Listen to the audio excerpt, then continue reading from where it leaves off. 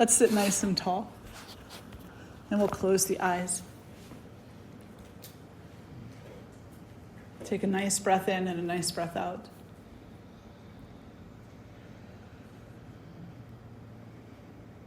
And just feel that you are breathing with intention and that you are being breathed with intention.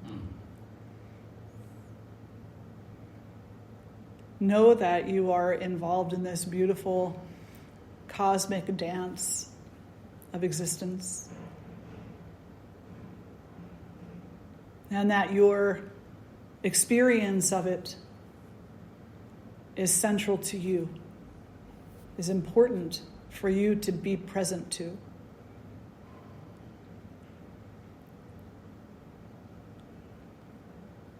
Lest you miss the opportunity to reconcile your karmas and to come to know true happiness. A deeper peace and a more eternal truth. Drawing the hands together in front of the heart. We'll chant Om and the invocatory mantras, taking a breath in. Om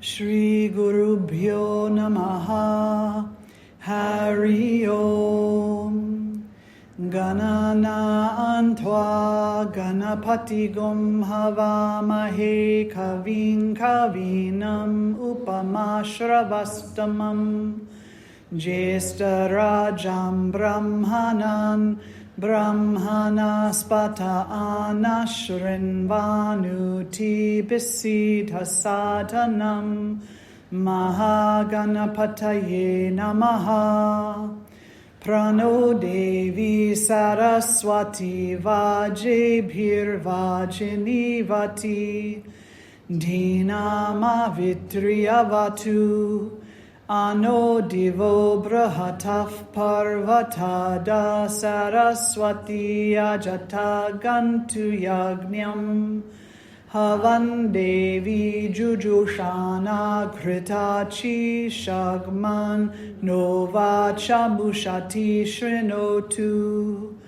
Vagdevye Namaha.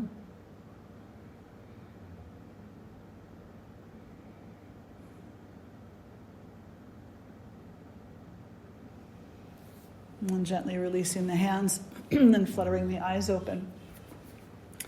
And so similar to what we were just talking about not being able to catch up on sleep, that when we have this idea that we can catch up on something, that we can make it happen, and that it actually simply over time leads to other complications and issues, a surrender is the same way. When we think we can make surrender happen, that we can try to surrender. When we try something, it is a conversation we're having with our ego, first and foremost. I'm going to try roller skating. Now, all of a sudden, the mind jumps forward and says, are you crazy? You're 60. You'll fall down, you'll break your hip, you'll never be the same again. What if you fall down and you get hurt? That's going to hurt. Or the other side of it jumps in and says, oh, that would be so awesome because you used to rollerblade and you really liked it a lot. Remember the wind in your hair, rollerblading by the beach? You could relive that memory.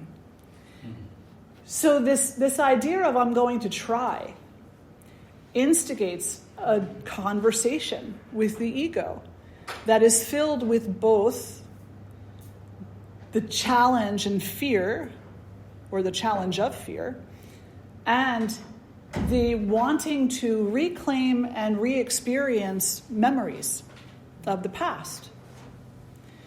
And neither one of those things are accurate. Neither one of those things are accurate. Because you cannot experience your memories of the past. They are done and over. All we can do is carry a gratitude forward for those memories. And as far as the fear goes, that's not accurate because we don't know.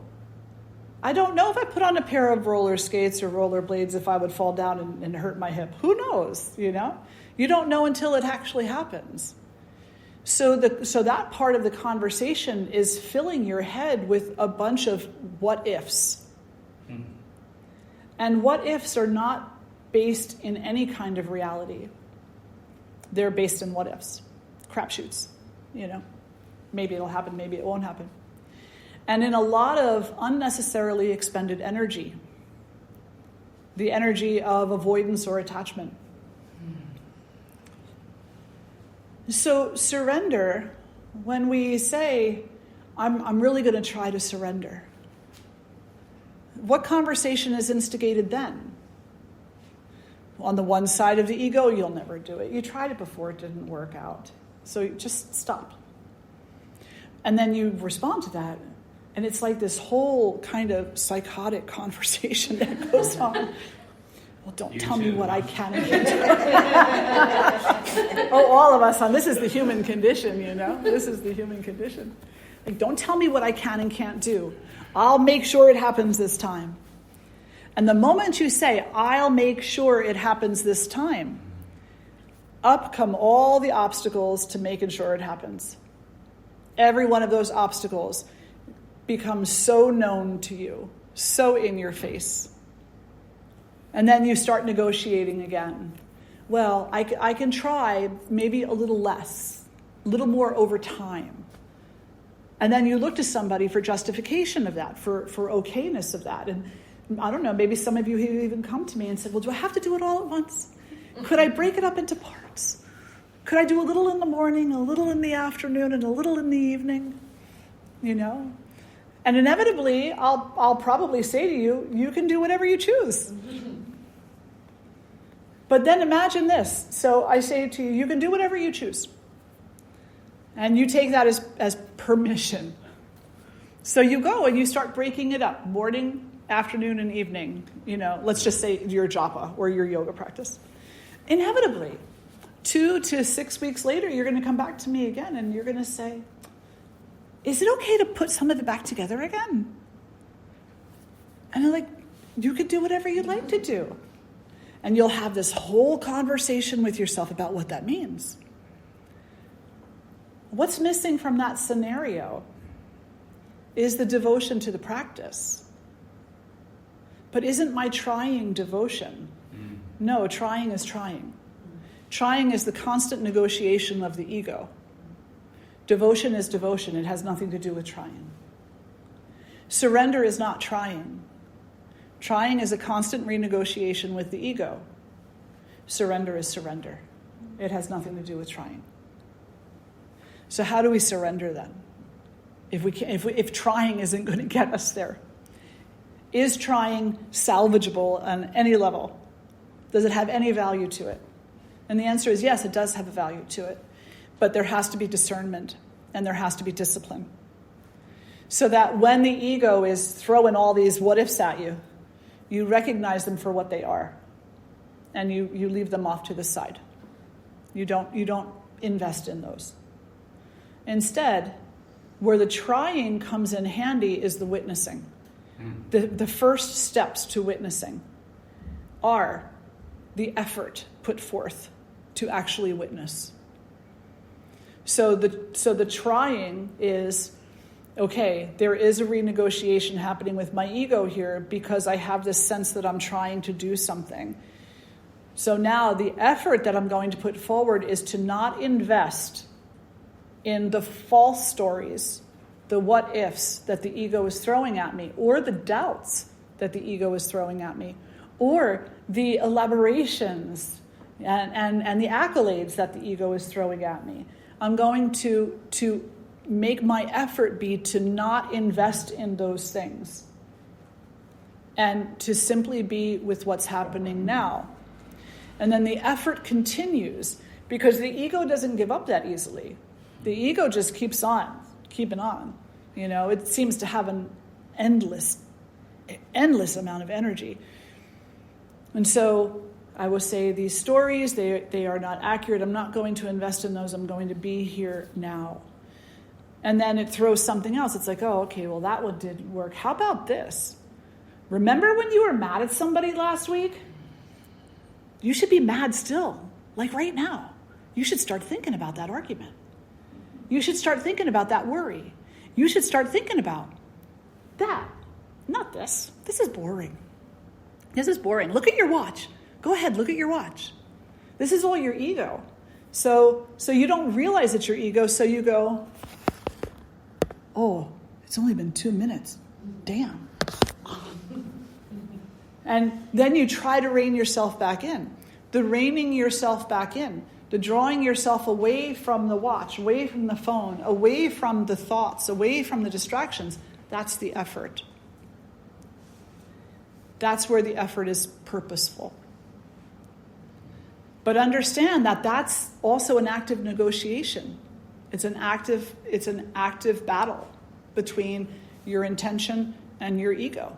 Whether the ego is situated in fear or it's situated in, pleasure, whatever it happens to be situated in. Initially, it is a negotiation that you are not at all aware of. When the effort comes forward, it becomes a skillful negotiation. So what I mean by that is, we say, I am going to sit and meditate every day for 15 minutes. Every day, starting tomorrow. Great. It's a great intention. But what you didn't think about was how your ego was going to react to that information.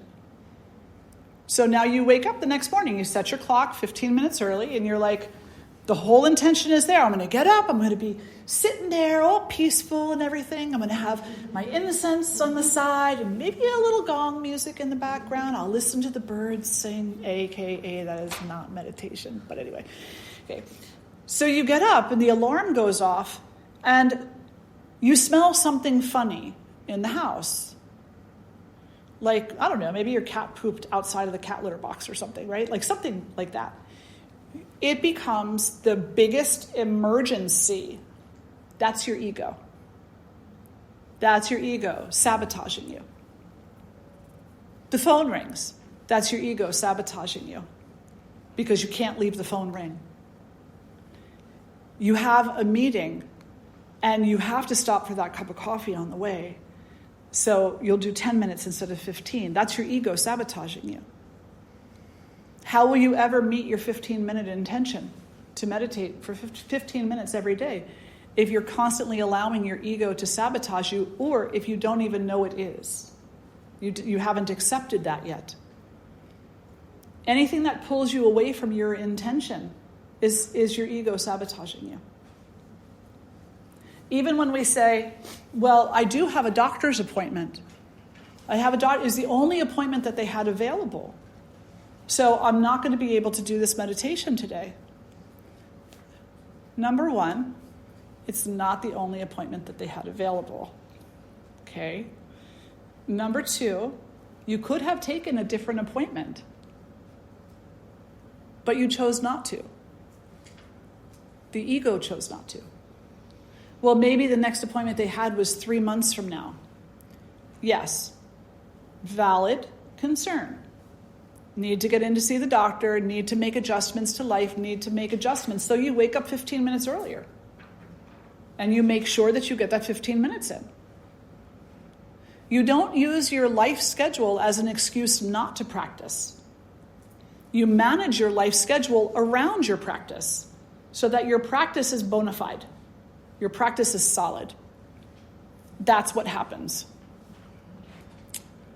Well, my friends just invited me to the movies and I haven't seen them in so long, like since college, It's been like 10 years and they're all getting together and I really want to go. And it won't hurt me if I miss one day, right? Because not only do I have to get up, and get ready to go to the movies with these people, but I have to get a new outfit and I have to get my hair done and I have to get my nails done.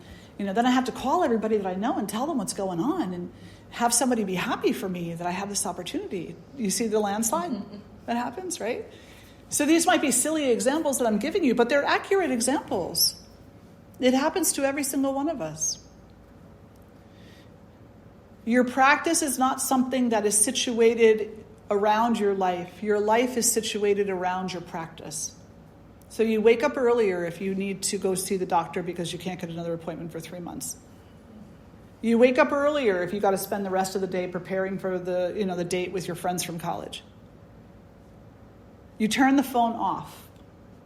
You minimize the distractions because you know that your ego is going to jump forward and grab onto whatever it can in order to sabotage your efforts. And your effort is not to allow that to happen. That's where the concept of trying comes in as a benefit. But the other trying, the one that you don't even know what it is that you're trying to battle, We've all been there. When we first stepped onto this path, somebody somewhere along the way said to us, you're in this battle with your ego. And you were like, yeah, I know. And then maybe you went and asked somebody, what's that mean? Like, what do you mean I'm in a battle with my ego? I know, I get off track sometimes. Sometimes I lose my temper or my patience. But that doesn't happen all the time. That's not all the time. So I'm not always in a battle with my ego. Why'd you say I'm always in a battle with my ego? And that type of a response or a reaction to the statement that you are always in a battle with your ego acknowledges the simple fact that you don't know what your ego is capable of, how tricky it can be, how subdued and disguised, how when you're walking down the aisle in the grocery store and you've made a dedication to eat more leafy greens, but you eye that ice cream. That's the ego telling you in no uncertain terms, leafy greens don't taste as good as chocolate chip mint ice cream. The chocolate chip mint might be green. Go for that. The ego is extremely tricky. Extremely deceitful in every single one of us. And it's not a negative to say and acknowledge that. It's actually a power. To say and to acknowledge and to accept the nature of the ego when it is unhealthy is a superpower. Because you don't know how to fight what you don't know. You don't know how to win the battle if you don't know who you're battling. You don't know how to defeat the monster or the demon if you don't know what the monster or the demon is. Some of you have heard me share the story about when I was a little girl. I used to have chronic nightmares. And so my mother was a nurse in the emergency room, and she would work nights. And that was back in the day when nurses, maybe they still do, but they would work like 48 hours, and then they would get, or maybe even 3 days or 4 days in a row, and then they would get a couple of days off. So there was a lot of times where even though my mother and I shared a room because we lived with my grandmother, she wouldn't be there. I would be in my room by myself, and my very mischievous brother would be in the next room. And there was this little side attic that joined our two rooms. And he was always pranking me in one way or another. He would sneak in the middle of the night and he'd move my dolls around. And then the next day he'd complain to me that they were partying too loud. How could I not hear them? I better talk to them and tell them to be quiet. He'd go out of his way to do things, like any big brother would, to scare or whatever, or to mystify. And so my grandmother slept downstairs. So this one night we were having this storm, and it was lightning and thunder, and I was very scared, a lot of wind, and I was up there and I was scared. And like any good kid, I had my blanket, my feet were tucked in, my hands were tucked in. There was no monster going to get me. But I kept hearing coming from my closet. And I had a walk-in closet. And I just, I put my head under the blanket, and I'm trying to tell myself a story. And I was 6 years old or something. But it just kept getting louder. Finally, I couldn't take it anymore. I let out a scream at the top of my lungs. Nana! It's my grandmother. Good, beautiful grandmother. Oh my gosh. She comes, she's in a deep sleep, first of all. She wakes up. She hears me screaming. She runs up the stairs, opens my door, runs in. She's like, what's going on? And I'm hysterical. The monster in the closet's gonna get me. She's such a good Nana. She sat down on the edge of my bed and probably trying not to laugh, She put her hand on my hand and she said, calm down. I'm here. You're fine.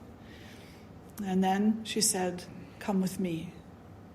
And I looked at my grandmother, all 5'2" Irish grandmother of her, and said, no, not going nowhere. And she said, yes, you are. Be brave. Let's go. She took me by my hand. She held my hand really tight. She got me to stand up, and I shuffling my feet toward that closet door, getting louder. And I'm sure she's thinking, what the hell is that sound?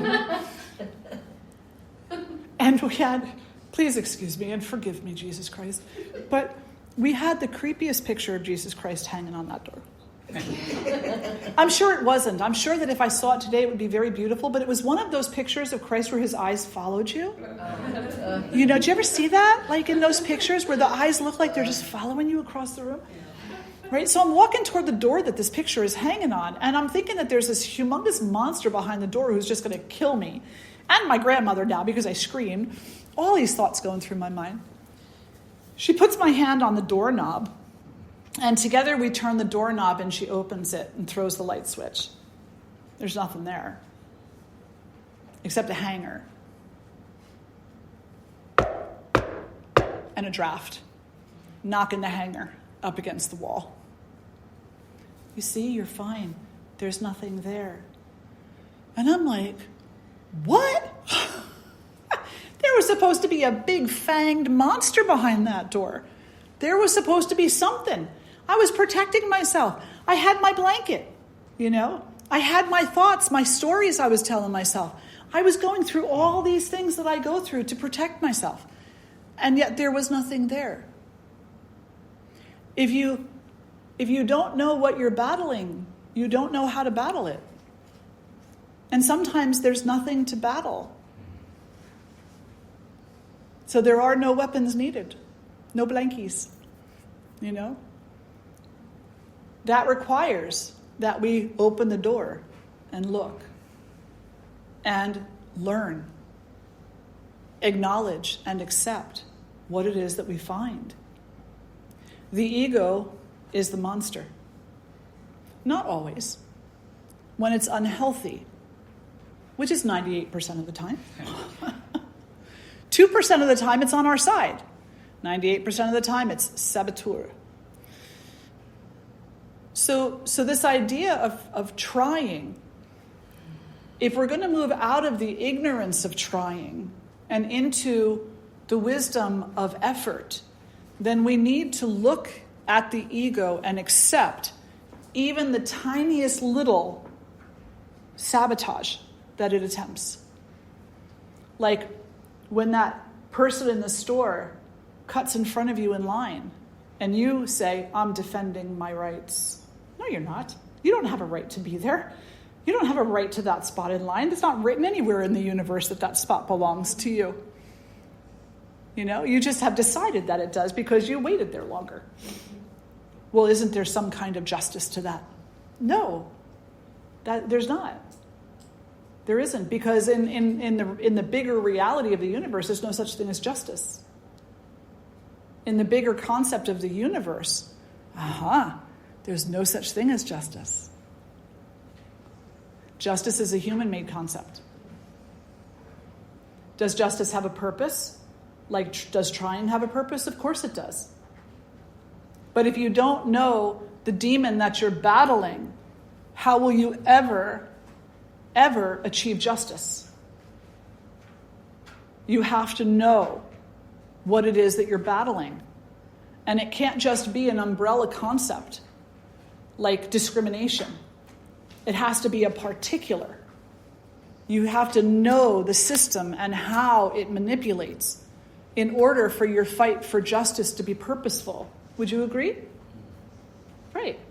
Otherwise, whatever trying you do to make things more equitable within society is going to fall on lame ears. The efforts won't mean much because you don't know the ins and outs of what it is that you're fighting. You haven't studied it. And it's the same thing with your practice. It's the same thing with surrender. It's the same thing across the board. If you don't know, then your efforts, or rather your trying, is in the realm of ignorance. The moment that you begin to know, the moment that you begin to recognize all of the pitfalls and slippery slopes of the ego, all of the pitfalls and slippery slopes of the system that is malfunctioning, then you can start addressing those things and minimizing those obstacles just by knowing that they're there, and then, if necessary, by taking corrective action. And that's where trying actually becomes effort, and effort is a conscientious intention that is backed by knowledge and witnessing. That was a lot for the first 30 minutes. So I'll pause there and say, any thoughts, questions, reflections? Yes, Jagadatri. What does a healthy ego look like? Oh, such a great question. What does a healthy ego look like?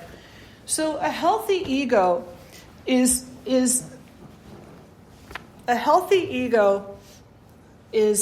a support to the recognition and fulfillment of our dharma. The healthy. Did you say it again? Yes. It's recorded.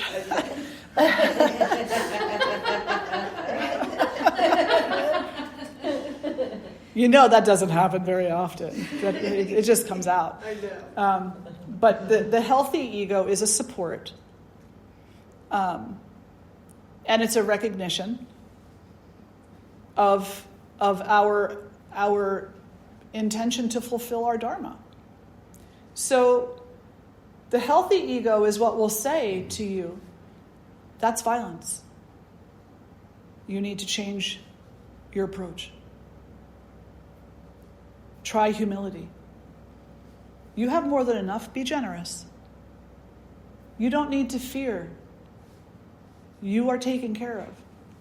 The healthy ego, the ahamkara, is a divine gift.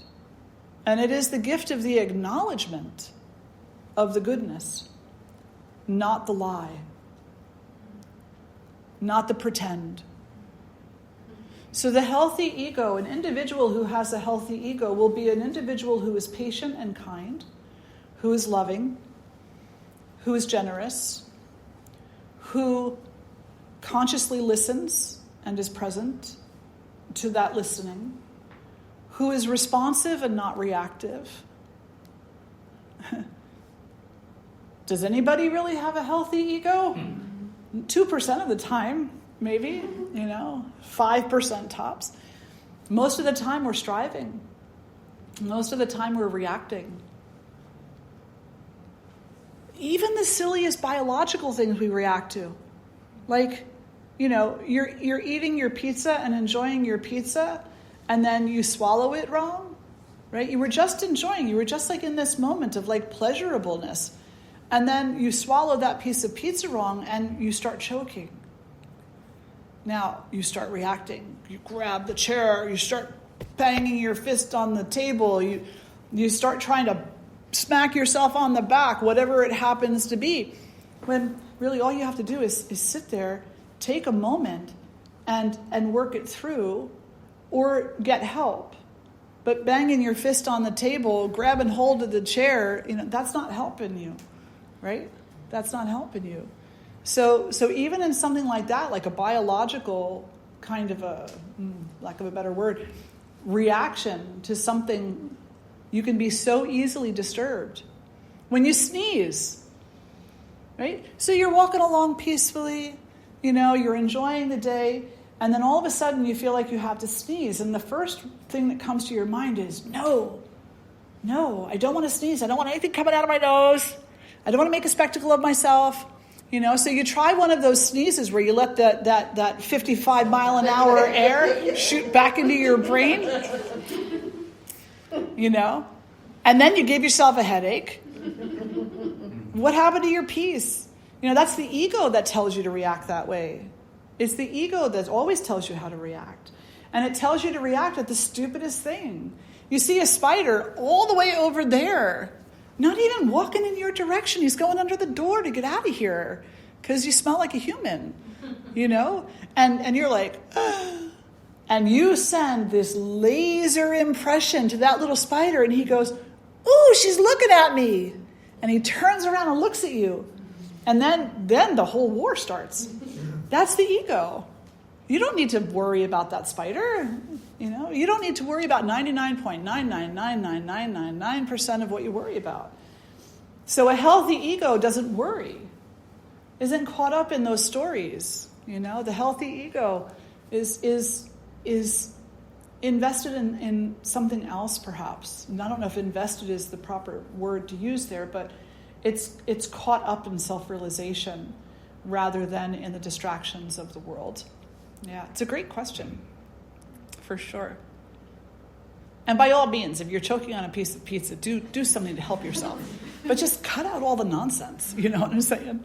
Yeah, that was an extreme example, but I think you got the picture. Other questions? Yes, Jennifer? Well, I just had a reflection. I'm thinking of ones who have been asked to live a life in which a great many times the knocking of the hanger did indeed turn out to be a very big monster, right?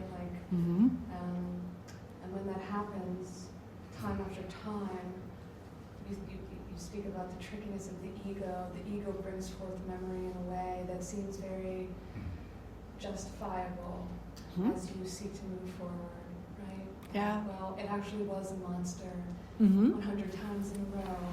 Yeah. Even though you were in time 101, it's logical to assume that it will be one yet again, and then all of a sudden, not only are we afraid, we feel very safe in fear. Absolutely. That makes a lot of human sense. Yes. There are absolutely times where there's a monster behind that door. Completely.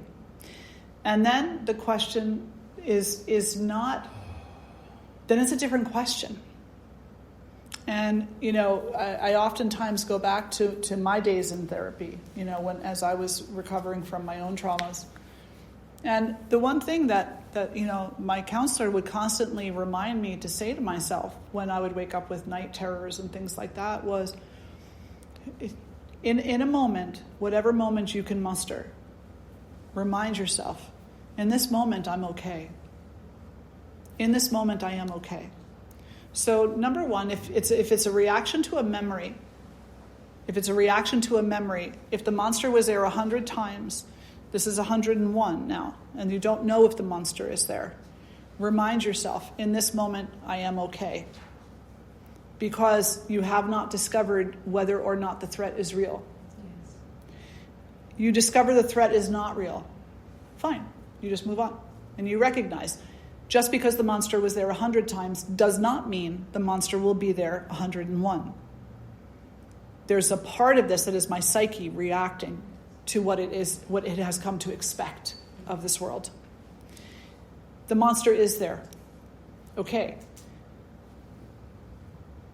In that moment, with a clearer mind that recognizes that in this moment right now, I am okay. Right now.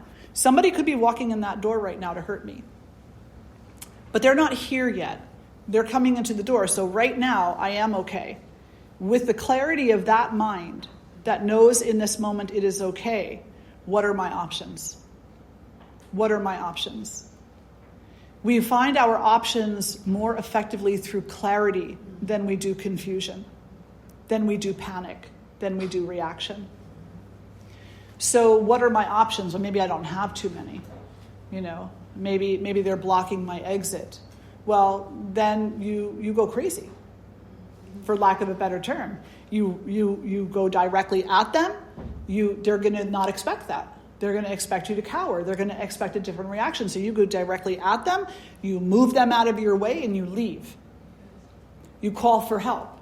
You do whatever it is that you have to do or that you can muster in that moment, you know? But we're not denying that danger exists. Danger absolutely exists. And unfortunately, there are times where the demon is there. But most of the time, it is the ego. And it is even the ego that will stop you. So let's just say that there is somebody coming in that door and they're coming toward me. And I say, okay, in this moment I'm okay. I don't need to react. I can respond. My first response, I'm going to get up and I'm going to charge at them in order to get to the door to leave. They're not expecting that. Then my ego says, don't be stupid. They're so much bigger than you are. They're going to overwhelm you. You've never been able to fight before. Don't start now. Not listening to that. I'm going to act quickly and swiftly in order to attempt to protect myself. So you have to know where the ego is trying to trip you up. The ego is not your friend. The ego is not trying to save you from harm. The ego is not trying to empower you against, an oppressor. The ego is not doing that. If anything, the ego will, I'm sorry to say this, the unhealthy ego will find more value in you being injured than it will in you being able to support yourself and save yourself. Because there's a better story there. Mm-hmm. There's something more that it can grasp onto. Now, it can also grasp onto the opposite. Let's just say that you don't listen to the doubt. You get up and you charge, you push them out of the way, you make your way out of the room, you scream for help, somebody comes and supports you, and they take the monster away and you're okay. And you say, in this moment I'm okay. In this moment I was able to do what I could do to keep myself safe. Then the ego does something really tricky. Switches gears. And says, oh my God, you're so great. You're so powerful. You showed that MRFer where it was at. You put them in their place. Now they're going to burn in hell. And man, do they deserve it. Now your ego has just done something else. It has turned around and it has stolen from you the empowerment of you being able to take care of yourself, and it is starting to turn you into the violent one. And this is a very slippery slope that we're on, because do we have a right to vengeance? Do we have a right to payback? Do we have a right to become the monster that we are in fact battling? And if peace is your ultimate goal, the answer is no. If human suffering and the continuation of the cycle is your goal, then go ahead. But violence doesn't bring peace. And it never will. Never. The human species, let's just say that you've got 10,000 people. One person has been injured by another person, and they seek out revenge, and they talk about how bad the person is, and they tell their story multiple times in ways that are, we could say, violent, right? They just kind of keep talking about it in a gossipy kind of a way. And they try to sabotage that person every opportunity that they get because that person deserves it. Then you have another person who was injured by somebody in a similar way. And, they go to counseling and they try to recover their life. And they even one day come to the place where they are able to forgive the individual who injured them. Society will embrace the first person far more quickly. They will condemn the second. They will say, what's wrong with you? How can you forgive? There's something wrong. You can't forgive somebody. You have a right to protect yourself. You have a right to demand. That's what will happen. And that second person will have to have a personality. They'll have to have something within themselves that is very powerful and strong in order to overcome that. Because there's a lot of peer pressure to be like everybody else. And everybody else is caught up in the world of payback, of vengeance, of there's a consequence for every action, and consequences only happen to bad people, so you must be bad. That's what the world feels. That's kind of the broken mentality. And so it takes a very strong person who has intentional effort in their practice and in their path to self-awareness to overcome that and to not succumb to it. Yeah, it's a great question. But yes, there are monsters. Absolutely there are. Yes. But there's not as many as we think there are. There's just not. And the ones, we spend so much energy, this is another really important point. We spend so much energy on the monsters that don't really exist, that by the time we are confronted by the one that does, we don't have any energy left to confront that. And we become powerless to it. Yeah. And I'm not saying that, injustices don't happen in the world. Of course they happen. And I'm not saying that we can always fight off the perpetrator, because we can't. We can't always. We won't always win the fight in this human existence. But then our practice teaches us to move beyond the idea of the human conquering these temporary monsters to the eternal truth of the nature of the actual self. We get so caught up in what we're going to fight in the here and now of this world that we forget there's a reality to ourselves that's beyond that. And we use so much of our energy here that we don't have much left over for the truth, the supreme truth, the parasatya. It's a good question. Any other reflections or questions right now? Does the monster ever exist anywhere other than in our mind? Such a good question. Yeah. From the perspective of what you just shared, that Yeah. we are held eternally harmless. We are held eternally innocent, Mm-hmm. and that from that place, from that presence Mm-hmm. of understanding and recognition, then the monster is just a coat hanger. Yeah, it is. And when we're talking about, and that's a very lofty ideal. Sure. That a lot of people, it's almost like God is too abstract of an idea. Like Krishna comes forward in this effulgence and Arjuna is like, thanks for showing me, but can you please put it away? Yeah.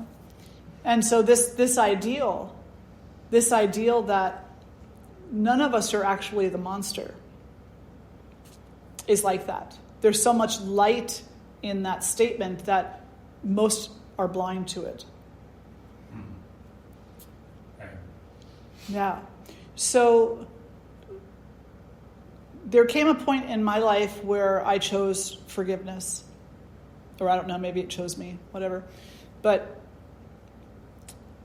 the thought in my mind, and I'm not saying that this is right for everybody, because it's not. We each have to process what we have to process in our life in our own way, according to our own karmas, and according to our own trajectory in this life. But the one thing that was really kind of a turning point as I was forgiving people in my life was that they were just as lost, if not more, than I was, because an individual who knows themselves, an individual who is healthy, an individual who is mentally healthy, an individual who has faith, that individual doesn't hurt people. who hurts people are people who fear, people who think they lack, people who are trying to avoid being hurt themselves. So these individuals, they were sicker than I was. Can you hate someone who has cancer? Can you blame them for their cancer? Can you blame someone who has a heart attack? I mean, really, can you? No. Even if they didn't eat healthy their whole life and et cetera and so on, there's a part of you that logically understands that the biology of a person is going to break down and that this type of a disease is going to take hold on, call it one thing or call it another. But the same is true of our mental capacity. The same is true of our mental capacity. We live in a world that is so full of violence and so full of human-made problems that it's inevitable that people are going to succumb to that and become sick themselves, even the healthier people. This is why we see, I think I could say that more eloquently, but this is why we see so much violence in the world today, so much anger in the world today, because people who you may have known 5 or 10 years ago who were generally happy and now they're miserable, and who were generally kind and now they're kind of snarky and wicked. These people have succumbed. They've succumbed to something that has caused them an illness. They've given into the illness. And we're all vulnerable to that. So let me not be vulnerable to that. Let yourself not be vulnerable to that, at least not as vulnerable. I know that that's difficult. It's when there's a history of trauma, I know that. And again, I'm not telling anybody how to process their trauma.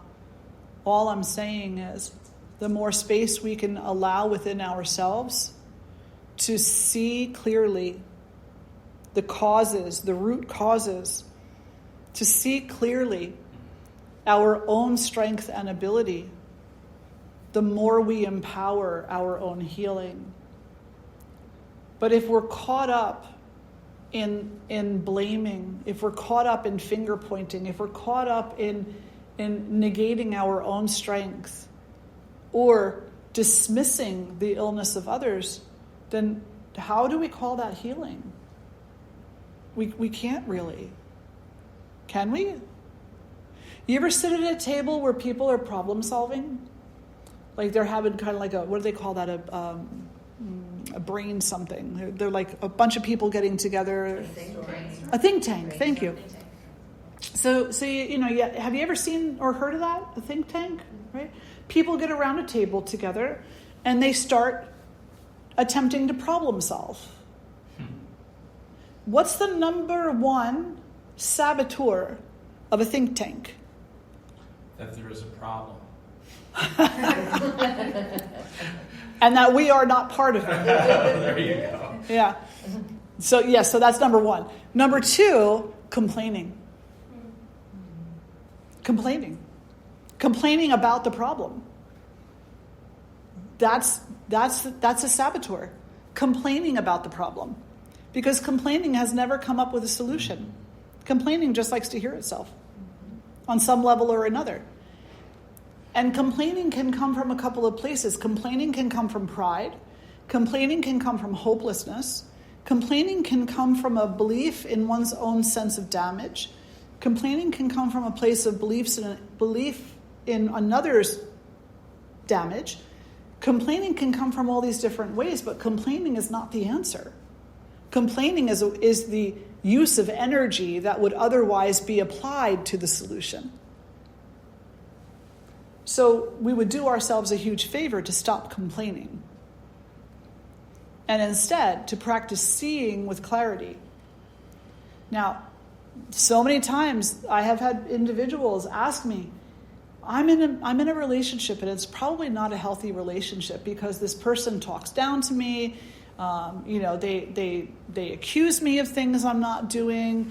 They don't like the way I dress. They don't like the way I talk. They don't like my friends. They want me to change. They've even gone as far as to say, I can't make phone calls, or like all these different things that are little red flags, right?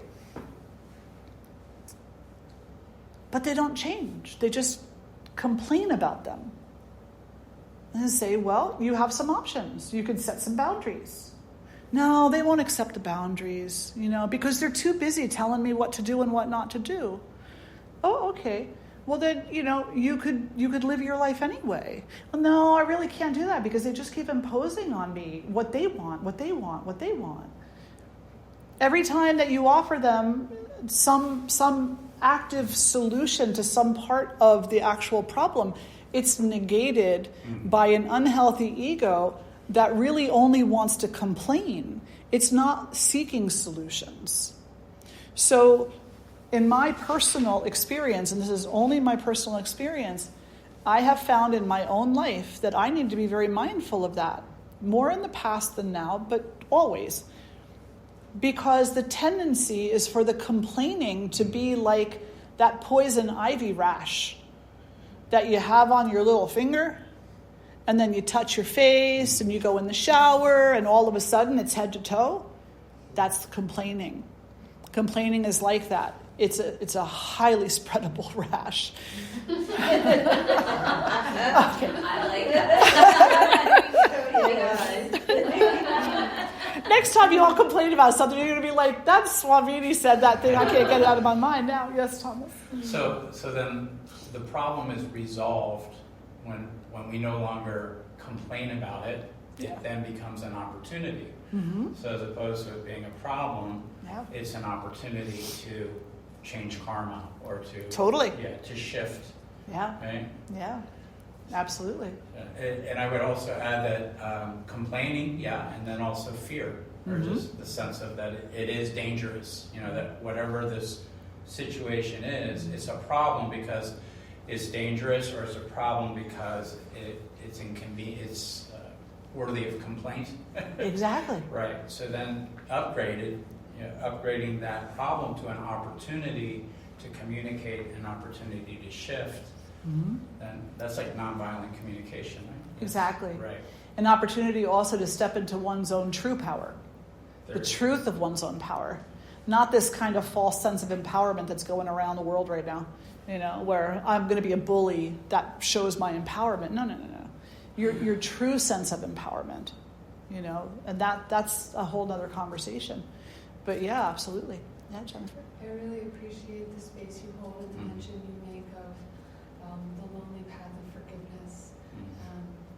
It's a difficult one to travel, and then to reach that destination in this world and to be met with such censure and aggression. It can be an incredibly lonely, difficult thing.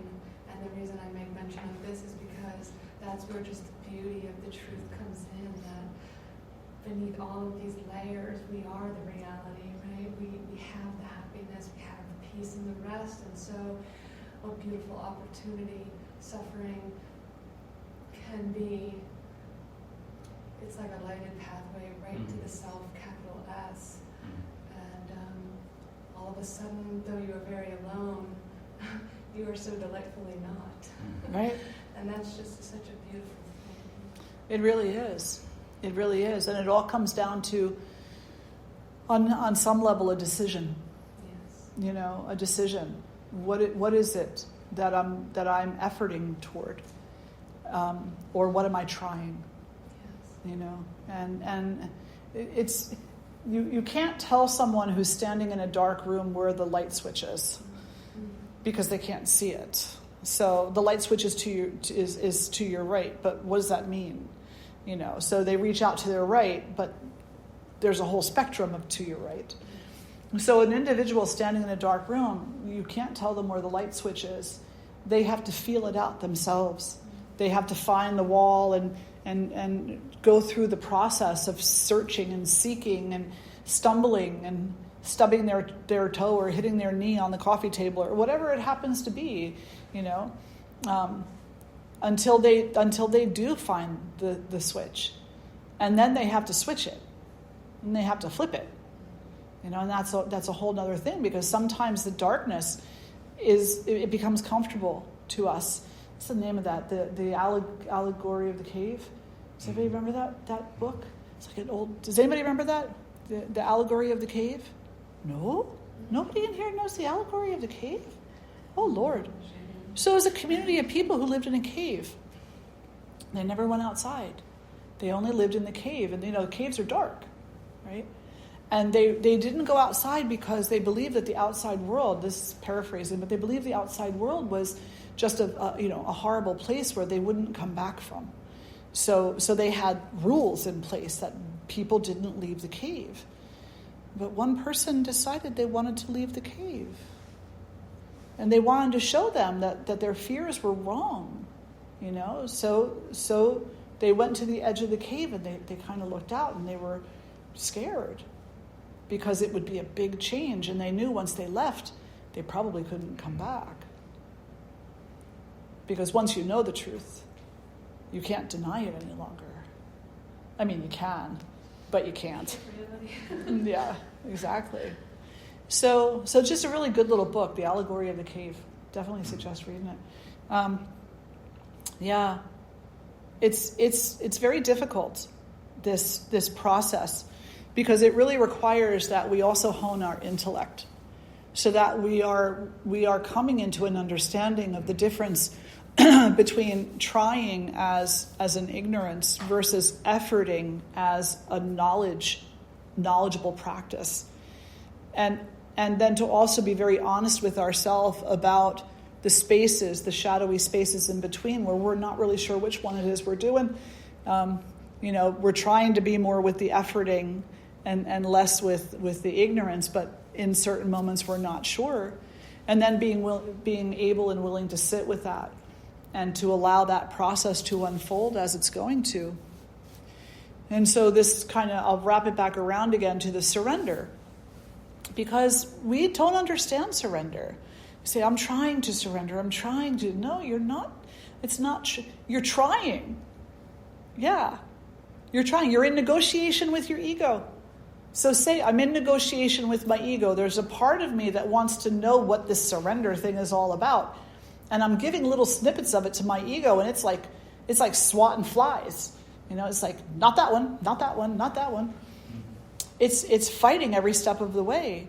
And so you need to acknowledge that first. And then once that battle with the unhealthy ego becomes reconciled to any degree, then the idea of what surrender actually is becomes more clear. Because surrender is simply opening your hands and letting go of whatever it is that you're holding. Mm-hmm. That requires nothing. That doesn't require trying. That just requires doing, being.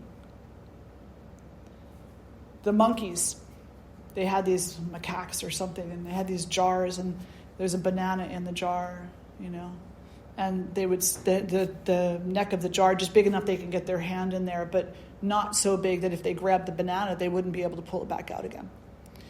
And the monkeys so afraid, seeing other monkeys around or humans or somebody who might steal their banana, holding on to that banana, they can't get it out of the jar, so they can't eat it. What good is it? Can't do anything with it. It's in the jar. They can't get it out, and they're not willing to let go of it just long enough to turn the jar upside down. They're not willing to let go of it for anything, for any little piece of wisdom. They're not willing. Even a human being sitting next to them, putting their hand in the jar, and then letting go of the banana and turning the jar. They're looking, and they're like, and they learn, they know, they're not willing to do it. They're not willing to do it. They are not willing to receive the knowledge. They're only willing to stay in the dark of the ignorance. Opening the hand and letting the banana drop, that's surrender. That's surrender. So what are you holding in your hands that you can open your hands and let it go? And you don't let things go by pushing it away. And you don't let things go by avoiding. And you don't let things go by sweeping them under the rug. And you don't let things go by throwing them away, that's not letting go. Letting go is like when there's a bird perched on your finger and it just flies because it wants to, or it stays because it wants to, and you don't influence it either way. That's letting go. When you have a preference that's driving you, that's not letting go. That's just going into another dark room. Does that make sense? Yeah. All right. We're at our time. Close. 4 minutes over. Not too bad. So any last thoughts or reflections before we end for today? A lot to think about there, huh? Yeah. Good. Let's sit tall. We'll close the eyes. Take a nice breath in and a nice breath out.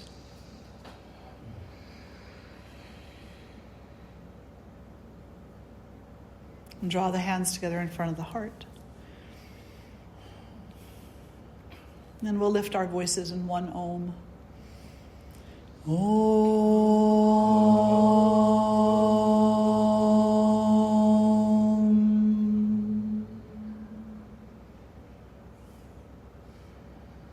Om Shri Matre Namaha. Thank you all so much for being here today. So good to sit with each one of you, have this beautiful conversation. They're serving brunch, so enjoy. Dayananda is doing kirtan at 12:30. If you're staying, enjoy. I'm heading down to Lancaster. I'll be doing satsang at West End Yoga from 2 to 3. We'll be talking about happiness and the ethics of yoga and what that all means, and at least to some degree. So if you're going about your day, enjoy. It's beautiful out there. Walk through the gardens. Take a walk out straight back from the building and see the new staircase, which is an extension of the meditation path, which they're still working on, but the staircase is beautiful. And then, of course, the meditation path as it's already constructed on the other side also. So, yeah, very much so. Thank you, everybody.